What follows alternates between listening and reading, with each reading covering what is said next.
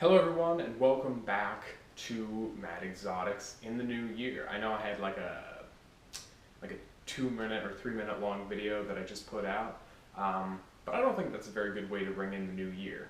I think the best way we can ring in the new year is with some promises, and I don't like to call them resolutions because I don't really believe in resolutions. But these are going to be promises. This isn't a resolution that I can skip out on. This is going to be a promise that I have to keep to you and to myself. First promise I want to make to you guys is that starting this Friday, January the 15th, I'm going to have a weekly upload schedule of Friday. I want to do this basically just to grow my YouTube channel and try to grow my audience. And I've heard and I've learned from other people in the industry of YouTube that the best way to grow an audience is to have a regular schedule program. And I have never really had that. It's been like very sporadic. Maybe once in a while I'd have kind of a schedule where it'd be like 1 or 2 weeks in between videos, and then it'd be 2 or 3 months, and then so I'm going to stop all that, and it's just going to go straight to weekly episodes of Mad Exotics. The second thing I want to promise you guys, and off screen, because I have started to do some educational programs around my community, is that I'm going to be more passionate about the animals and about the topics that I bring up in videos. Because I feel that the market for reptile education and wildlife conservation and education has become flooded with almost businessmen. The people who I would like to take after are people like Sharp Gordon, Mark O'Shea, Steve Irwin, Jeff Corwin, all those people. And I just like to be a little bit more active in my videos and a little bit more passionate. I have a passion for these animals that I feel is unmatched for a passion with just about anything else in my life. If you know me, you mention snakes or lizards and I go off on a tangent a mile long and I'm moving my arms and I'm just basically preaching the gospel of snakes and lizards. And so I really want to promise you guys that I'm going to be getting into that very heavily through this next year. And the reason for doing that is, like I said, I feel that the market has been flooded with boring content. I don't want to sound judgmental, but for the most part it is pretty boring content. Some of my previous videos are very boring. And I just don't think that these animals deserve that.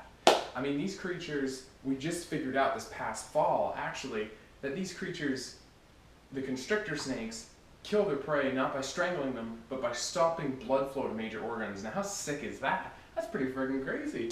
Also, we're figuring out how big food sizes a bearded dragon can take. I'm going to link something down in the description. It's from Blood Bank Dragons, and it's just showing what you can feed a bearded dragon, and that what we previously thought in the urban myth of food sizes for bearded dragons has been completely demolished by the videos that they put out, and they make some really great content, so I'm going to link that down in the description. And we're figuring things out about blue-tongued skinks, the colors you can get out of blue-tongued skinks, the colors you can get out of friggin' ball pythons. Ball pythons, it's kind of a flooded market, I'm not going to lie, but ball pythons, the insane color and patterns that you can get out of ball pythons as of late are just like, it's groundbreaking stuff. I've never seen most of the colors that you're getting in ball pythons as of late. You're hard pressed to find anywhere in the natural kingdom. That's crazy. That's insane. There's purple on them now. What the heck? I'd love to see a solid purple ball python. I'd love to see a solid pink ball python. Maybe I'm going to be the one to produce it. I just love these snakes. I love these lizards. And another thing that I'm promising